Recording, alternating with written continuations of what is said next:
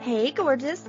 Welcome to season 3 of the Hormone Puzzle Podcast. I'm your host, Coach Kayla Smith, CEO of the Hormone Puzzle Society, a women's health hub for fertility, hormones, and pregnancy, an integrative, holistic nutritionist, doctor of natural medicine and training, creator of the Hormone Puzzle Method, an infertility warrior, 2-time boy mom, and women's health expert. This podcast is for women struggling with infertility, painful periods, terrible PMS, or really just any symptoms of hormone imbalance that they are ready to eliminate for good. Tune in weekly as we interview amazing experts in the field of women's health, breaking down those hormone walls, nerding out on nutrition, and having way too much fun. Whether you're beginning your journey or you've been struggling for years, we're going to finally help you put those pieces of your hormone puzzle back together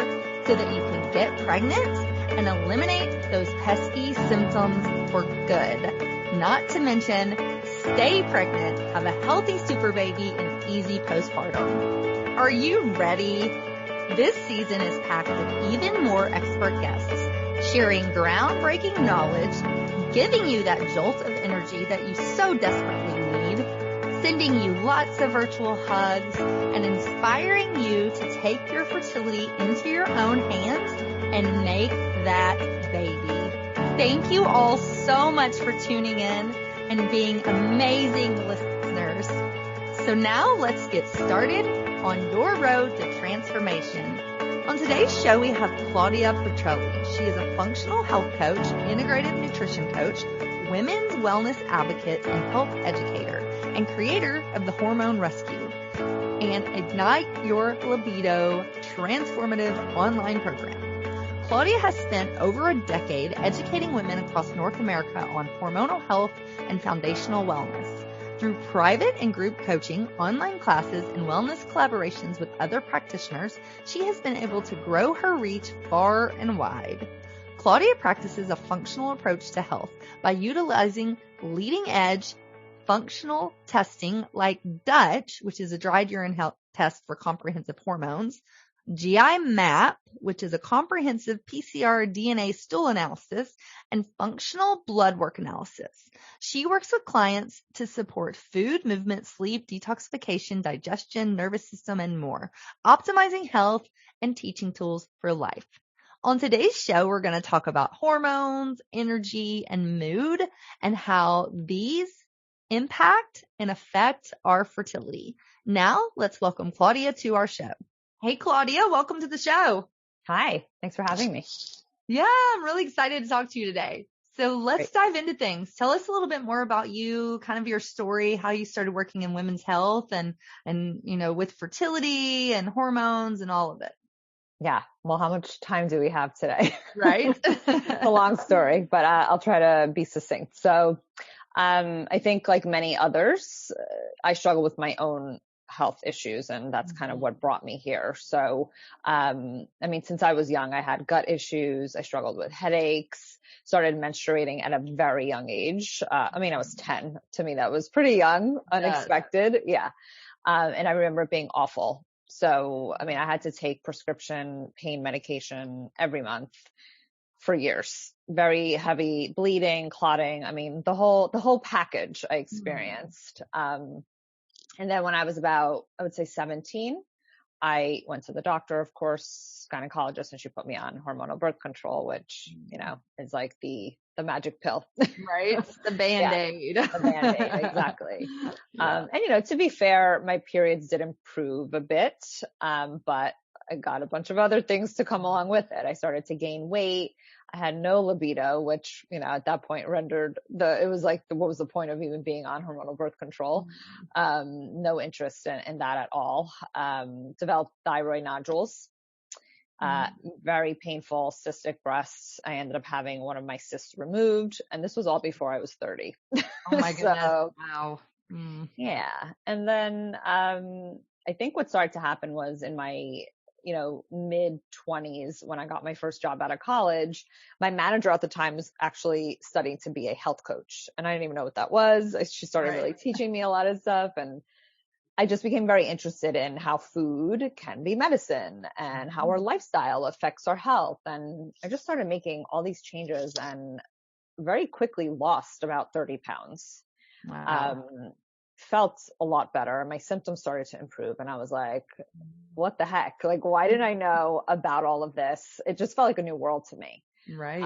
Which is so crazy. It's like, oh, the stuff that we're putting in our mouth every day actually affects how we feel. Right. Like, wow. Yeah. Right. Stuff that we're just not taught. But anyway, a couple of years later, I decided I wanted to go back to school to become an integrative nutrition health coach. I was so interested in all of it. But around that time, as I was studying to be a health coach, there were some like little things that were coming up. And, one of I want to say like the missing piece of my puzzle was that I was still on hormonal birth control at that time. Oh I was making all of these changes to my food and buying organic produce and this and that. And meanwhile, I was taking this pill every month that I really didn't know what it was doing to me, or at least I didn't put two and two together, all the stuff that I was still experiencing. And around that time, my period stopped, like just went MIA. And that was when I decided, okay, I need to really look into this. And I developed really pretty extreme depression. So, and it was bad. It was scary. And I remember going to my gynecologist and she basically, it's like what you hear a lot of women say. And she was like, it's totally normal not to get a period. Women wish they didn't get theirs. Why don't you enjoy it? Oh and my I just gosh. was like, red flag. Right? Yeah. And that's when I just said to myself, no, there's something wrong. I knew in my gut that something was off, got a second opinion, demanded further testing. And I eventually was diagnosed with the pituitary adenoma. Oh my goodness. Yeah. So, and I still have it. It's there, but I've managed it for now almost a decade. And I'm so glad I did, because at the time, like my prolactin was elevated and she never even thought to test for that. So that was kind of what catapulted me even further into just women's hormones specifically, and wanting to continue my education into functional medicine and all that. And, I didn't realize at the time that having these prolactinomas can affect fertility. So, when clients come my way, now it's like one of those things that we rule out depending on where their labs are, depending on their symptoms and so on. So here we are. Oh, I love that. Well, thank you for sharing that story. And I love too that you were your own advocate. That's what we talk about on this show so much, is if your doctor tells you something and it doesn't sound right, we have that gut wisdom for a reason. Let's listen to that. So I'm so glad you did. And you figured out, one of the pieces to your puzzle that was off, and you were able to, proactively work towards that. So I love that. I love that you say that. Amazing. And so today we are going to talk about mood, fertility, hormones, energy, kind of how all of that is connected. So talk to us about that. How is, your hormones really affecting your energy and your mood? Yeah. So, a lot of women come to me with fatigue, extreme fatigue, and a lot of them have low mood. And I think because I've shared my story and how I dealt with depression and I had PMDD, a lot of women kind of flock to me for that because they're struggling and they're just like, why? And they go to their doctor and it's, they want to put them on antidepressants and, they basically make them feel like they're broken. And what's nice is that the more I share and how I advocated, the more women are like starting to really question. And it's fantastic that we have podcasts like this, and there's so many of us now that are sharing our story, and they know that there's something wrong. So when it comes to fatigue and mood, I guess they're two different things, but at the end of the day, any sort of imbalance in your hormones, and it's not just one. A lot of women think, oh, it's just estrogen. It's like, no, they all work together. We look at your cortisol, we look at your estrogen and your progesterone relationship, we look at your androgens, and a lot of women don't realize that even just chronic stress, what that does to their cortisol level, how that can create fatigue. A lot of times when women come to me, they're at the point where their body is not wanting to make cortisol anymore. Like they've gotten to that point where they were like running on empty for years. Cortisol is constantly high. And then it's like, okay, lady, pump the brakes. I don't want to make any more cortisol. Right. And they're depleted. Oh. And this is like part of modern day living, like we've really kind of done ourselves a disservice where, I mean, it's a good thing. We want to do a lot. We want to do it all. And I believe that women should be doing everything they want, and desire in life. But we also have to take a step back and think about, are we doing too much? Are we burning the candle at both ends? So, when people come to me with low energy, it's like, yes, let's look at your hormones, but let's also look at what is contributing to this hormone imbalance. Mm-hmm, for sure. And I love that you say that too, that it is about balance, because I'm sure you can relate to this, but I'll have clients come in and say, I think my estrogen is too high because I read about these symptoms. So tell me what to do to lower my estrogen. And I'm like, well, it doesn't really work like that. It's balance. We have to look at your progesterone, your cortisol, everything to see how you are, how these hormones are balanced. So I love that you say that. It's not just one thing. It's usually multiple things that we need to look at and do. So important. And I can definitely relate to the cortisol, being too high. I think that was one of my issues with fertility. I was in adrenal fatigue and I was exercising like crazy, working out and working like crazy. And I was my body was like, lady, I'm not putting a baby in that. Right. Like, Yeah. nope. Your body is not going to prioritize getting you pregnant when it's thinking that it needs to survive. It's like, we got to keep this lady alive. Right. So, yep. Yeah. So I love that you say that. Yeah. So And let's then, talk. Oh, go ahead. No, go ahead. I was going to just say a little bit about mood, because, a lot of women, like I said, they come to me with depression, or they've been diagnosed with it, or even anxiety. A lot of women experience anxiety, and particularly before their period, and they don't often realize that it is the fluctuation in hormones. But for some of them, it is such a dip or such a high because of their diet, their lifestyle. Sometimes neurotransmitters are off, so they may do well with some amino acid support.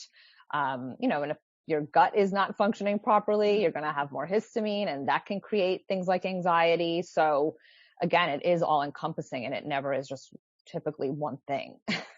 For sure. For sure. And I'm glad you brought up the gut, because the gut is also, I feel, an organ that's really underlooked at. It's starting to come more to light now, but before, we never, like 10 years ago when I was going through my infertility, nobody ever said like, maybe your gut's off because you're eating like processed foods, like none of that. So let's talk about that. How does the gut play a role in all of this?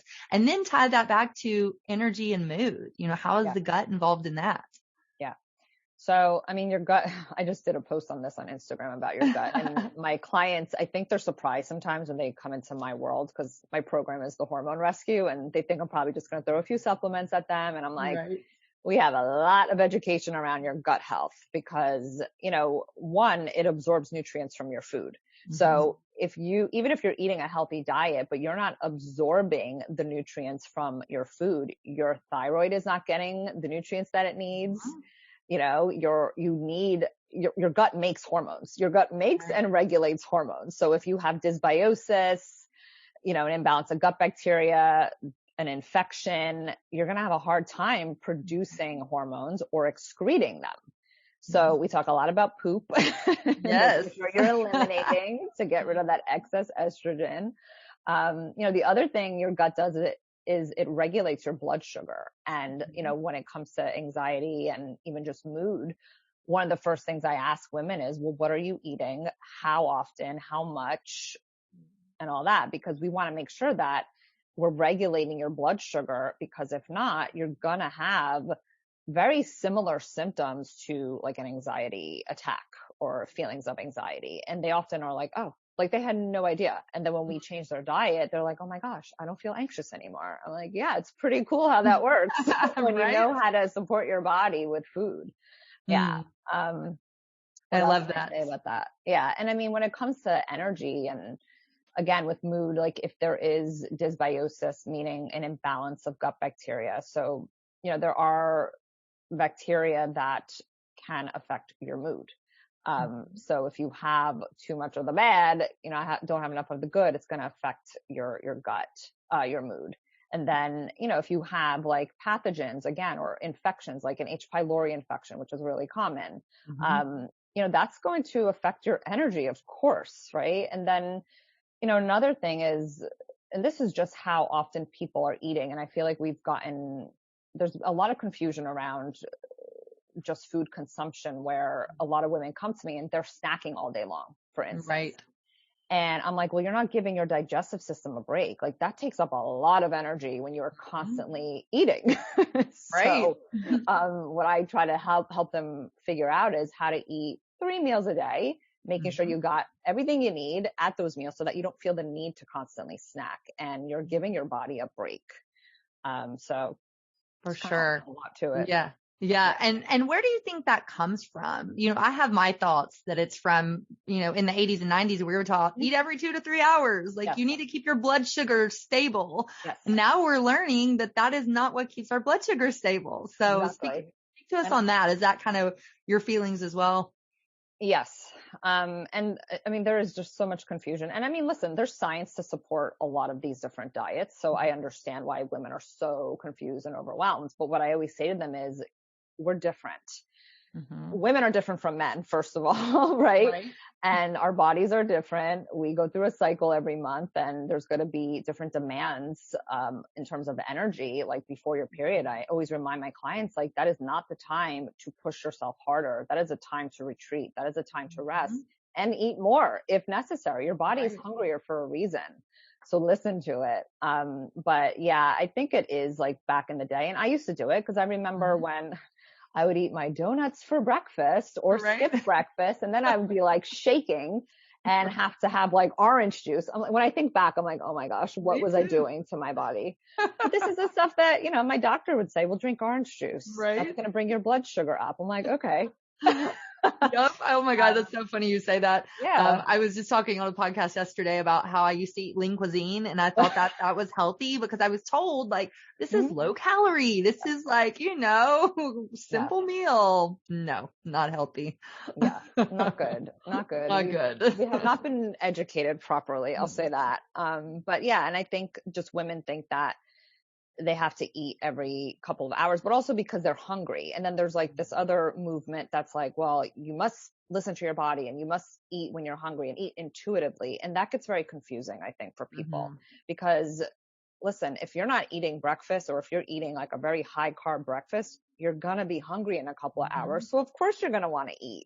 So if you start shifting what you're eating, you're likely not going to have that craving. And, that's not to say that having a snack here or there is not okay. I mean, some women do. And, I always work with my clients at the beginning, meet them where they are to get them to the place where they hopefully won't need to be snacking that much. But it also depends on where you are in your life, what your stress level is like, your age, what your goals are. So it's not black and white, but typically I try to have my clients do, 3 meals a day, good amount of protein and all that. Exactly. So let's talk about stress. How does stress play into all of this? Well, when your body is stressed, and we kind of touched upon it a little bit earlier, but, it's going to pump out cortisol and adrenaline, your stress hormones. So it almost thinks like it's under attack and when we talk about stress, and I say this to my clients and when I educate, it's not just emotional stress, it's physical stress. And again, blood sugar imbalance is a physical stress. Having some sort of gut pathogens, dysbiosis, that's a stress, inflammation in the body, over exercising, not sleeping. Like these are all stress on the body. So if you're doing this long term, especially, the body is just like, whoa. Right. And, it's just basically keeping you in survival mode. Or what we, call fight or flight, which I see with a lot of ladies. And, ovulation is unfortunately, it's just not it's not essential for survival. So if you're not going to ovulate, you're not going to make progesterone, you're not going to get pregnant. So it's kind of simple. It's a kind of a simple formula, but, one of my clients, she came to me because she hadn't been able to get pregnant for about 2 to 3 years. And, you go to the doctor and they label you as infertile, or they say you have infertility. And it's like, that's the last thing any woman should hear. Right. Right. Like, thanks for that. Yeah. And she knew enough that, and she was in, I think I said this, sorry, that she's a nurse and she was working overnight, like an overnight shift for years. And she started educating herself and she knew enough that probably wasn't serving her. And I remember saying that to her when we first met, like, listen, sometimes you need a big life change Mm-hmm. to get what you want. And you really want to have a baby. You know, I'm not going to tell you what to do, but I have some suggestions in terms of, you know, maybe you change your schedule, like switch some things around. And at that point, she already kind of was like telling herself that. And she switched to a daytime schedule. She started doing my program. She started eating right, eating fat, eating protein. And she just told me in December that she's pregnant. And I was like, oh my goodness. And she was just like in shock after 2-3 years. And it's not even like any magic. This is just like, yeah, we're just eating and doing what we need to do to support our body. I love that. I love that. I have so many client stories like that too. And it always is just so rewarding, as I'm sure it is to you when somebody says that. And it's like, it's not this big thing. That's what I try to tell clients. Sometimes it's a little shift. You know, she changed her schedule. That's simple. It wasn't like she went and did like some invasive procedure. Like that's it. So sometimes it can be that simple. Exactly. And now she's supporting her circadian rhythm, which she wasn't before, getting sunlight in her eyes in the morning, going to sleep at a normal time. So it's pretty cool. Yeah, I cried when she told me that. I love it. Oh, I love it. So wonderful. Well, we are going to take a short break. We're going to hear a word from our sponsors. We're going to come back and we're going to talk practical tips. What do we do to manage our stress? Should we be eating? All of that. So we'll do that and more when we come back. Hey y'all, it's Coach Kayla here. I hope you are loving this episode as much as I am. We will be back in just a minute, but first, a word from our sponsors. This episode is brought to you by the Hormone P.U.Z.Z.L.E Society, a women's health hub for fertility, hormones, and the business of coaching. Whether you're struggling to get pregnant with pesky hormone symptoms, or you're working to build a career in the fertility and women's health space, we have you covered. Visit our website at www.coachkayla.com to learn more on how we can help you. Text the keyword fertility to 615-257-8855 for your free fertility meal plan. Hey, Claudia, welcome back. Hello. Let's talk practical tips. Maybe tell us your top 5 tips for optimizing our fertility and managing our stress. Okay. Top 5. That's a big one.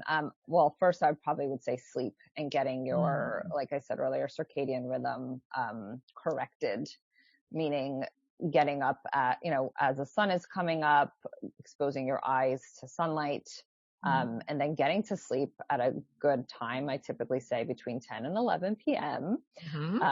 And shutting down a good hour or so before, meaning getting off your phone, getting off your computer, wearing blue light glasses if necessary, if you must be on your screens, which I think we could all have better boundaries around that. So that's my number one, is sleep and rest for sure. And then the other is, I would say food for sure, making sure that you're eating good, healthy fats. Fat is what makes hormones. So we need fat. Right. Please don't hate on fat. Eat your protein, eat some complex carbs. Don't eliminate entire food groups. You know, we need these things, for hormone production and function. So what did I say? Sleep, food, setting boundaries is a big one. So, and that's where, you know, the whole stress component comes in. I feel that so many of us are stressed. And when you really take a step back and assess what are your biggest stressors? A lot of it is emotional. You know, are we giving too much to others?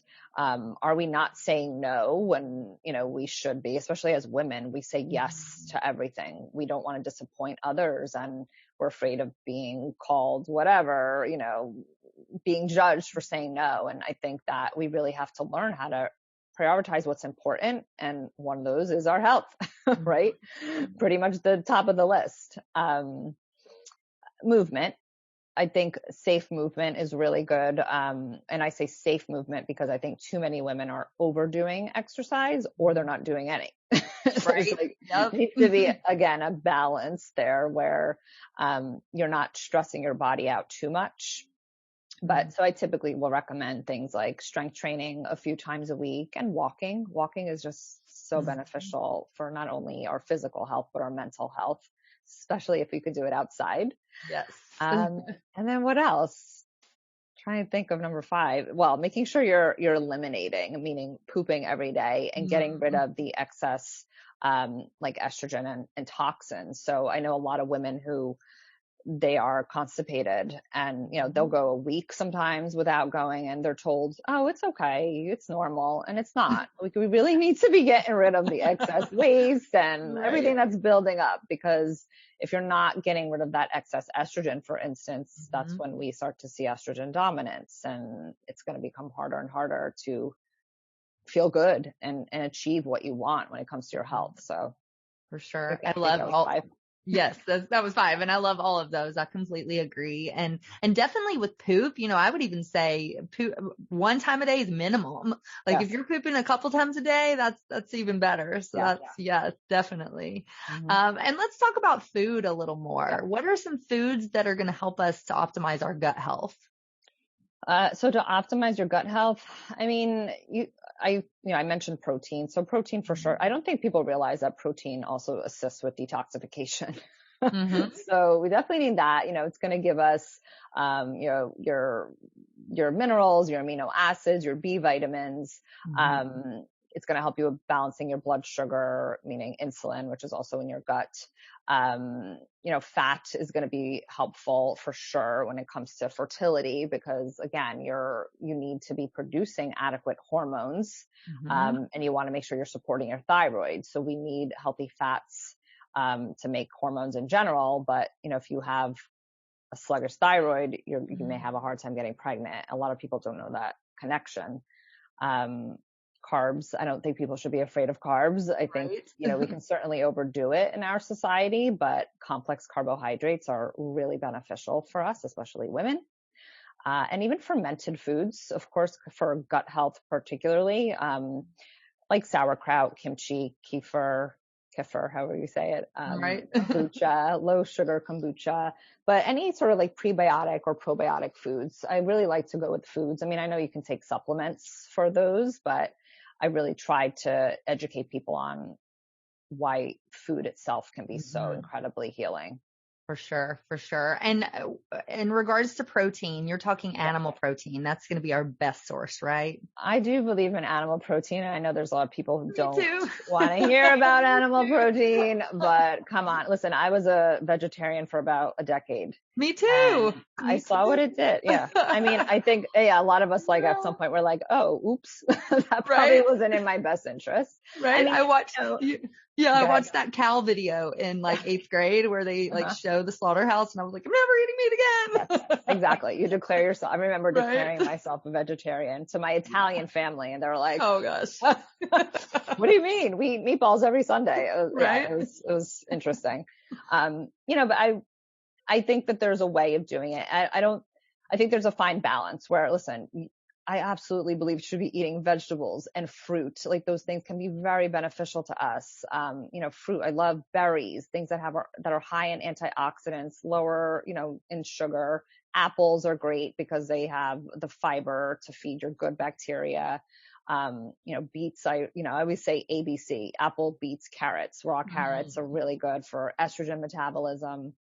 And getting rid of estrogen from the body. So, but yeah, animal protein, but it's fine to have some plant-based protein in there as well, as long as you're not relying on it solely. For sure. And I think it's all about balance. Again, we want our plants, we want our animals, we want a balanced diet of whole foods for sure. Yeah. So let's talk non-food activities. What are some things that you recommend to keep our stress levels down that's maybe not related to food? Yeah. One of the biggest things I teach clients is how to breathe. Yes. Deep diaphragmatic breathing, because that can put you in a less stressed state literally in minutes, especially for the ladies who have overwhelm, anxiety, just feel completely out of control in that moment. If you learn how to really control your breathing better, you'll be in a better place. So I always recommend deep diaphragmatic breathing. Meditation I love. And I know some people are like, oh, I can't do it. And I'm like, listen, I am one of those people who I have a million thoughts going through my head. I get it. And when I first tried it, I did not like it, but it you can practice, and there's so many different types of meditation. You just have to find what works for you. You know, and even if it's 5 minutes in the morning, you know, just to start your day, calming your nervous system. You know, that's something we talk about a lot in my program. It's how do we calm the nervous system every day? Shutting off all the notifications on your phone, not responding to every text and email right away, reprioritizing what's important. You know, we often think that we have to do it all. And when you really take a step back, it's like, well, what's really important?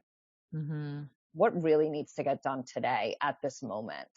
So it's constant reprioritizing what we think we should be doing. So it's a lot of mindset work. And then the last thing I really like is EFT, emotional freedom technique, tapping. Personally, I really enjoy it. It worked a lot for me, more so addressing certain trauma that I experienced growing up. And it can be so beneficial for people with like anxiety or just overwhelm and yeah, trauma for sure. So those are probably my top ones. I love it. I love it. And I love EFT. Oh my goodness. So amazing. And it makes such a difference, and so many people aren't using it. So we could do a whole show on that alone. Oh yeah. I mean, it's definitely weird at the beginning. And when I laughed, I was like, what is this? What is this craziness? And now I'm like, oh, I get it now. Right. You know, and that's so much of it, having an open mind. You know, we're not taught these things. This isn't really mainstream, but these things are incredibly powerful and healing. So for sure. For sure. I love it. Well, I could talk to you all day. We do have to wrap up. So tell us where we can find you. Where can we learn more about working with you? Sure. Well, my website is claudiapetrilli.com. That's where, you know, all that information is. I hang out a lot on Instagram at Health Coach Claudia. That's about it. Yeah. I love it. I love it. Well, tell us before we close, any final thoughts, any words of encouragement you want to leave us with? I like to tell everybody, especially now, I feel like so many people are experiencing stress. Always think less is more and stick to your foundations. Sleeping well, eating well, hydrating well, moving your body well, and having fun. We don't have fun as adults. I think that's something that's so lost. Like we need to learn, you know, what are things that we enjoy to do and do more of that. I love that. Amazing. Well, thank you so much for being here. It was so fun getting to know you. So thank you. Thank you. Yeah. Awesome. And thank you ladies for listening to the Hormone Puzzle Podcast. Until next time. Bye. Hey, hang on just 1 second before you go. I want to make sure that you are aware of all of the amazing free resources that I have for you on my website at CoachKayla.com. From a fertility meal plan, a cycle syncing quick start guide, a holistic healing cookbook, as well as master classes, blog posts by me and some amazing experts in the fields of fertility, hormones, and nutrition. So many wonderful resources that will help you on your journey. And I wish there had been something like this when I was going through my 2 years of infertility, but there just wasn't. And so that's why I decided to create all of this for you. So make sure that you go and check it out and you take advantage of this plethora of support that I have provided for you. And spoiler alert, these were some of the same tricks and the same foods that I used to get myself pregnant, not once, but twice, even after my doctors said that I couldn't. So I know that these things work. Make sure you take advantage of that. And I cannot wait for you to be my next success story. So thanks, love. See you soon. Thanks for tuning in today to the Hormone Puzzle Podcast. Check out the show notes for today's episode at CoachKayla.com. If you like what you hear, please subscribe and leave a review. Thanks for hanging out with me, and I'll see you next week.